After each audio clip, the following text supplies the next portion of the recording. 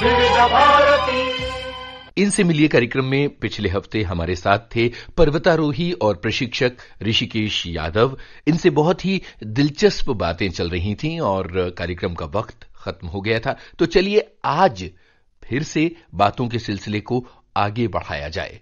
ऋषिकेश जी, उसके बाद अब ये जो एक्टिविटीज हैं ये बढ़ गई होंगी और अमूमन ये मुश्किल समझा जाता रहा होगा कि मूक बधिर और जो नेत्रहीन लोग हैं ये पहाड़ों की ऊंचाइयों को छू सकते हैं। आपने एक रास्ता खोला उन लोगों के लिए। सही। आज ये एक्टिविटीज किस तरह चल रही हैं? बहुत कुछ कॉन्फिडेंस आ गया उनमें और अपने देश लेवल पर नहीं है तो बाहर भी इसका मैसेज पहुंच गया है, क्योंकि बीबीसी का एक रेडियो नेटवर्क चलता था तो दिल्ली में उन्होंने हमारा इंटरव्यू किया था और बीबीसी के नेटवर्क से पूरे वर्ल्ड में उनका इंटरव्यू पहुंच गया था कि blind can do the climbing in Himalayas. तो वो एक मैसेज पहुंचने के कारण है ना, दुनिया भर में सब लोग उनको कॉन्फिडेंस आ गया। अपने देश में भी अपने अपने तौर पर अभी ब्लाइंड्स है, हैंडीकैप है, डेफ एंड डम है, सब लोग अभी जो है पर्वतारोहण करने लगे हैं। बिल्कुल। अच्छा, अब मुझे कंचनजंगा वाले एक्सपीडिशन के बारे में बताइए। कंचनजंगा हमने 1988 में की थी। अपना देश का सबसे ऊंचा पर्वत है और दुनिया का तीसरे नंबर का है जी। तो बहुत कठिन है क्लाइंबिंग के लिए। उसमें मैं एडवांस टीम का लीडर था और मुझे मौका मिला अच्छी तरह से मैं क्लाइंबिंग कर पाऊंगा। तो एक फिटनेस भी बहुत अच्छा रहा उस एक्सपीडिशन में। और कैंप 4 और 5 जो थे 24,000 पे एक था, एक 25,000 पे था। तो वहां तक मैं पहुंच पाया था और करीबन 15 दिन तक वहां पर मुझे रहना पड़ा क्योंकि मौसम खराब था, नीचे से बैकअप हमारे आने में देर हो गई थी। उसके बाद फिर समिट प्लान हमें करना था। तभी हमारे पास ऑक्सीजन सिलेंडर्स उतने अच्छे नहीं थे, उसके कारण हम विदाउट ऑक्सीजन ही सब कोशिश कर रहे थे। ऑक्सीजन सिलेंडर्स थे लेकिन वो दूसरे मेडिकल पर्पस के थे, तो उसके कारण without artificial oxygen 24,000 and about 15 दिन तक रहा था और वो काफी मुश्किल था उस वक्त रहना उस तरीके से। क्या बात, बहुत अच्छा एक्सपीरियंस रहा वो जी। ये सारे जो अभियान हैं अलग अलग पर्वतों पर चढ़ने के और दूसरों को मार्गदर्शन देने के, इन सब के लिए खास तरह की फिटनेस की जरूरत पड़ती होगी। तो आपका अपना पर्सनल फिटनेस प्रोग्राम क्या होता है? किस तरह से आप अपने आप को इन ऊंचे ऊंचे पहाड़ों पर चढ़ने लायक बनाते हैं फिजिकली? सबसे अच्छी बात है कि हमारे पास सह्याद्री है, यानी आसपास ही है जी। करीबन बॉम्बे में रहने वाला है तो 2 घंटे में सह्याद्री में पहुंच सकते हैं। तो पूना में रहने वालों तो पीछे ही है बिल्कुल, आप कहीं से भी निकल जाओ पहाड़ों में पहुंच पाते हैं। तो ये सबसे बड़ी देन है हमारे लिए कि पहाड़ों में हम घूम पाते हैं। हमारा फिटनेस उसी से बनता है क्योंकि जिस स्पोर्ट्स में आप एक्टिविटी करते हैं उस स्पोर्ट्स के लिए जो हमारे स्नायु मजबूत होने चाहिए उसी में प्रैक्टिस करनी चाहिए। तो उसके कारण हम जो है पहाड़ों में घूमते रहते हैं। हिमालय की भी तैयारी यहीं पर करते थे। अच्छा। तो कंटिन्यूस में 25 किलो लोड लेकर 8-8, 10-10 घंटा चलना, फिर नीचे उतरना, चढ़ना, 4-4, 5-5 दिन के कंटिन्यूस ट्रैक करना, ताकि आप महीना जब हिमालय में जाते हैं तो आपका क्लाइंबिंग होता है। तो ये जो तैयारी है हमारी सह्याद्री में बहुत अच्छी तरह से हो जाती है जी। कितने किलो वजन अमूमन जो ऊंचे पर्वत होते हैं वहां पर चढ़ने के लिए पीठ पर लाद कर चलना पड़ता है? मैं अभी कंचनजंगा और एवरेस्ट दोनों के लिए गया था तो कंचनजंगा में बेस कैंप तक हम 20 किलो तक पीठ पर लाद कर ले गए थे क्योंकि हमें फिटनेस रखना था। क्योंकि उस वक्त हमारा एक जुनून था कि नहीं हमें करना है तो उसके कारण हमारा फिटनेस बहुत होना चाहिए। जानबूझकर हमने 20-20 किलो हम उठाते थे तभी। लेकिन जनरली बेस कैंप तक इतना अभी सामान उठाना नहीं होता है। उसके बाद भी जो है 10-12 किलो तक ही सामान हमारे पीठ पर रहता है क्योंकि आजकल टेक्नोलॉजी भी बहुत बढ़ गई है और बाकी अभी पोर्टर्स वगैरह शेरपाज जो हैं वो अपना सामान उठाते हैं और उनकी सहायता होती है। ऑक्सीजन सिलेंडर्स भी बहुत अच्छे आ गए हैं, उसके कारण उतनी सामान उठाने की जरूरत नहीं होती है जी। इतने सारे अभियान आपने किए, लोगों को माउंट एवरेस्ट तक पहुंचाया, अलग अलग जगहों पर ट्रैकिंग करने की प्रेरणा भी दी है। दोबारा माउंट एवरेस्ट पर जाने का सपना अभी कायम है या नहीं है? नहीं, क्योंकि एवरेस्ट पर एक ही बार काफी है क्योंकि वो अपने ग्लैमर के लिए नहीं था। क्योंकि अपने देश से एक भी सिविलियन एवरेस्ट पर गया नहीं है, तब हमें 1.5 करोड़ का खर्चा था और ये सब पैसा जो है हम पब्लिक से इकट्ठा करने वाले थे। तो हमारे जो सीनियर सर थे उनसे हमने बात की कि सर ये जायज है या नहीं है, क्योंकि अपने पब्लिक का जो पैसा, पब्लिक यानी गवर्नमेंट का डोनेशन है, कॉर्पोरेट हाउस से है या तो पब्लिक से, जो भी है पब्लिक मनी आखिर में, वो भी हम 10-15 लोगों के लिए खर्चा करना। तो उन्होंने क्या कहा कि दुनिया के छोटे छोटे देश के लोग एवरेस्ट पर जाते हैं, अपना इतना बड़ा देश है, उसमें से एक भी सिविलियन एवरेस्ट पर गया नहीं है, तो इसके लिए हमें 1.5 करोड़ या नहीं 3 करोड़ भी खर्चा आता है तो हम इंडियंस के लिए गर्व की बात होगी कि इंडियंस कैन डू दिस। उसके लिए हमें करना है। तो वही कारण था। उसके बाद मैंने माउंटेनिंग बंद करने का कारण हुआ था, तो उसमें एवरेस्ट का सपना ही नहीं है। बहुत बढ़िया हमें सिद्ध करना है कि हमारे लिए इंडियंस के लिए भी एक पॉसिबल है। इन दिनों में जो भारत का उत्तर पूर्वी इलाका है, वहां पर भी आपके कुछ अभियान चलते हैं और आप लोगों को उस इलाके को एक्सप्लोर करने का मौका देते हैं, इसके बारे में बताइए। नॉर्थ ईस्ट जो है हमारा पूर्वोत्तर राज्य है, बहुत ही सुंदर है। मैं कई सालों से जाता हूँ, नॉर्थ ईस्ट के अलग अलग स्टेट में गया हूँ। तो यूथ हॉस्टल के द्वारा मुझे मौका मिला कि मिजोरम में मैं नेशनल प्रोग्राम शुरू करूँ, और दूसरा जो 2002 में तवांग का प्रोग्राम शुरू किया था, टूर प्रोग्राम तवांग और चेरापूंजी का, तो वो अच्छी तरह से चलता रहा, क्योंकि हर साल तवांग का प्रोग्राम करते थे।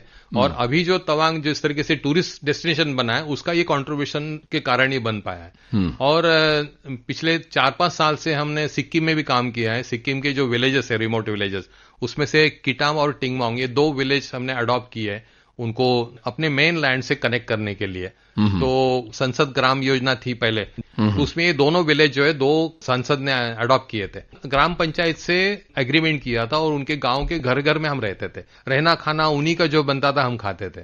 तो उसके कारण है ना, एक हमारा रिलेशन बन गया उससे। और दूसरा जो है, मैं विवेकानंद केंद्र का कार्य करता हूं, तो बहुत साल से मैं विवेकानंद केंद्र के कार्य से जुड़ा रहता हूं। तो वही कारण से पिछले 4 साल से विवेकानंद केंद्र के जो अरुणाचल में 36 स्कूल है विवेकानंद केंद्र के, तो वो स्कूल्स के द्वारा जो है हम अरुणाचल प्रदेश देखने के लिए जाते हैं। यहाँ से हमने लोगों को ले जाते, 40, 50, 60 लोगों को ले जाते हैं, और स्कूल में रहना, और फिर स्कूल के साथ साथ आसपास का इलाका देखना, उनके लोगों से मिलना, बच्चों से मिलना, स्कूल की शिक्षा प्रणाली कैसे चल रही है, अरुणाचल के लोग कैसे हैं, अरुणाचल प्रदेश क्या है, ये हम जाने और उनसे लोगों से जुड़े।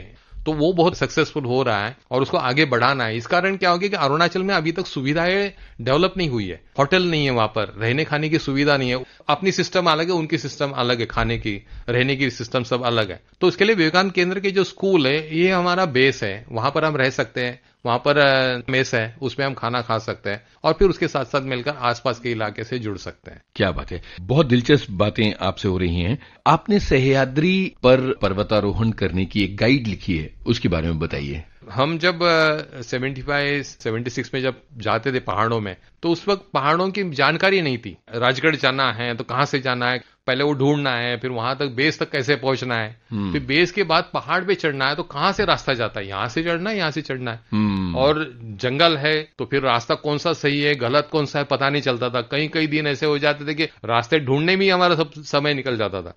तो वो दिक्कतें बहुत आती थी। तो ये जो परेशानी थी, तो उसके कारण हमने 5-6 साल तक मेहनत की, हर फोर्ट पे 2-2, 3-3 बार जाकर उसका जो रास्ता है पैदल चलने का, उसका बाकायदा हमने डिस्क्रिप्शन लिखा कि 15 मिनट चलिए, दाएं और बाएं निकलता है रास्ता, दाया छोड़िए, बाया पकड़िए, फिर उससे और आधा घंटा चलिए, फिर आप खड़ी चढ़ान है, उसके बाद जाएंगे, फिर थोड़ा जंगल लगेगा, फिर और एक रास्ते निकलते हैं, उसमें से ये सही रास्ता है, ये नहीं है।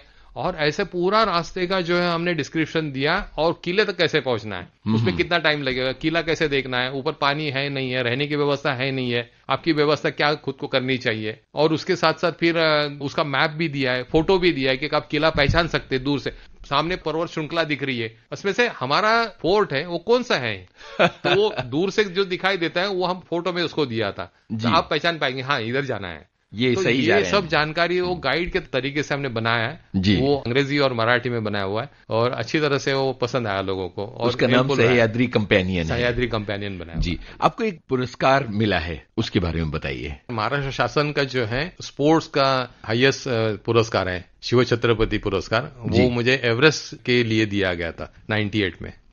लगातार एक साथ बहुत सारे सवाल जहन में हैं, और वो ये हैं कि जिस तरह से आप आम लोगों को भी पर्वतारोहण करवाते हैं, बच्चों को भी करवाते हैं, क्या आपकी बातों से प्रेरित होकर कोई भी व्यक्ति उठे और चल पड़े पहाड़ों की तरफ, या उसे विशेषज्ञों से संपर्क करके उसका अभ्यास करना चाहिए, उसकी ट्रेनिंग लेनी चाहिए? बिल्कुल, विशेषज्ञों को साथ लेकर, उनका गाइडेंस लेकर, ट्रेनिंग लेकर जाना चाहिए। एकदम से जाना ठीक नहीं जाना चाहिए। उसमें 2 तरीके से है। ट्रैकिंग जो है ये आसान होता है, आपको थोड़ी सी जानकारी होनी चाहिए, और जो अनुभवी है उसके साथ जाना चाहिए, ताकि जहां तक पैदल आप जा सकते हैं, आराम से जा सकते हैं, इसी रूट पर चलना है। लेकिन जब पर्वतारोहण की बात आती है, उसमें टेक्निकल बातें बहुत होती है, आपको रोप लगाना होता है, उसके लिए इक्विपमेंट लगती है, उसमें टेक्निकल नॉलेज होना चाहिए, टेक्निकल स्किल होना चाहिए, वो जो है उसके लिए हमारे देश में इंस्टीट्यूट है, जैसे उत्तरकाशी में है, दार्जिलिंग में है, मनाली में है, वो इंस्टीट्यूट से महीने के कोर्सेज होते हैं, वो कोर्सेज करने चाहिए, फिर पर्वतारोहण करना चाहिए। तो हर आदमी कर सकता है, फिजिकली हैंडीकैप लोग भी अभी कर चुके हैं, ब्लाइंड्स कर चुके हैं, इसमें कोई बाधा नहीं किसी के लिए, 10 साल के ऊपर के सब लोग कर सकते हैं। हर आदमी ने करना चाहिए क्योंकि आपका फिटनेस जो है बहुत अच्छा रहता है। सबसे ज्यादा इसका इंपॉर्टेंट गेन जो है मेंटल फिटनेस होता है, क्योंकि क्या होता है कि आप जब पहाड़ में जाते हैं ना, आप सिर्फ आपके ही रहते हैं, क्योंकि आपको दूसरे कोई सोचने का मौका ही नहीं मिलता है, क्योंकि आप इधर उधर देखेंगे तो गिरेंगे, इसलिए आपका पैर पर ध्यान रहता है। आपको चढ़ना है तो पूरी सांस फूल जाती है, अरे ये पीठ पे बहुत बोझ हुआ, कब पहुंचूंगा, कहां जाऊंगा। ऊपर चढ़ने के बाद लगता है अरे मैं कर पाया हूं ये, वो जो सेल्फ सेटिस्फैक्शन है ना, वो बहुत गेन करता है। फिर बाद में उसमें नजारे दिखा देता है, उससे आपको आनंद होता है। तो आप अपने ही अंदर ढूंढने लगते हैं, अपना ही आनंद आप ढूंढते हैं जी। तो उससे मेंटल फिटनेस बहुत अच्छा रहता है, फिजिकल फिटनेस आता ही है आपने। आमतौर पर कौन सा मौसम ठीक होता है ट्रैकिंग के लिए जाने के लिए? सह्याद्री के लिए अभी बारिश का मौसम जो है बहुत अच्छा रहता है, एंजॉयबल रहता है और अच्छा लगता है बारिश का मौसम जो है। और हिमालय में जाना है तो अप्रैल मई में, क्योंकि ठंड कम रहती है, स्नो थोड़ा कम रहता है, तो आप ज्यादा ऊंचाई तक जा सकते हैं और आप एंजॉय कर सकते हैं और स्नो लाइन तक बिल्कुल आराम से पहुंच सकते हैं, स्नो में आप खेल सकते हैं, घूम सकते हैं। तो उसके कारण अप्रैल मई का सीजन अच्छा रहता है। अपने आसपास के पहाड़ों पर बारिश में जाने में कोई खतरा नहीं होता है? खतरा पहाड़ पर निर्भर है कि आप कौन सा पहाड़ चयन करते हैं, कि जहां पर जाना आसान है, किलों पर जाइए, जिस किले के रास्ते बहुत सही है, कुछ किलों के रास्ते कठिन है, उसको मत जाइए। और बारिश के मौसम में बहुत तैयारी करके जानी चाहिए, क्योंकि रिस्क वहां पर ज्यादा होती है। लेकिन बहुत सारे पहाड़ जो हैं या तो किले हैं जहां पर आप कभी भी जा सकते हैं, बारिश के मौसम में भी जा सकते हैं, सेफ है बिल्कुल जी। ऋषिकेश यादव जी, बहुत आनंद आया इस पूरी बातचीत में और हम एकदम आखिरी पड़ाव पर पहुंच गए। बहुत सारे श्रोता सुन रहे हैं, कुछ लोग ऐसे हैं जो ट्रैकिंग के एंथुजियास्ट हैं, जिनको रास्ता नहीं मिल रहा शुरू करने का, उनसे आप क्या कहना चाहते हैं? देखो, अभी ये जो एक्टिविटी है ट्रैकिंग है, पूरे देश में फैल चुकी है। हर स्टेट में कोई ना कोई ट्रैकिंग कर रहा है, संस्था है, किस तरीके से करते हैं, तो उनके बारे में जानकारी लीजिए। या तो नेशनल लेवल पे बहुत सारे ऑर्गेनाइजेशंस हैं, उनके द्वारा भी जा सकते हैं आप, नेट पर भी उनकी इंफॉर्मेशन है। तो किसी संस्था के द्वारा पहले जुड़िए, उनके साथ जाइए, थोड़ा सा अनुभव गेन कीजिए, फिर अपने अपने साथियों को लेकर फिर अपने अपने खुद के प्रोग्राम बनाइए, क्योंकि अपना देश विविधता से भरा हुआ है। आप पहाड़ों में जा सकते हैं, जंगल में जा सकते हैं, डेजर्ट में जा सकते हैं, स्नो लाइन में जा सकते हैं। अपना एक ऐसा देश है जहां पर स्नो है, सैंड है, सी है, फॉरेस्ट है, सब कुछ है अपने पास। बिल्कुल, बस आपकी इच्छा चाहिए, जिस तरीके से आप जाना चाहते हैं, जिस मकसद से जाना सकते हैं, आप जा सकते हैं। लेकिन घूमिए, जाइए, पहाड़ों में जाइए।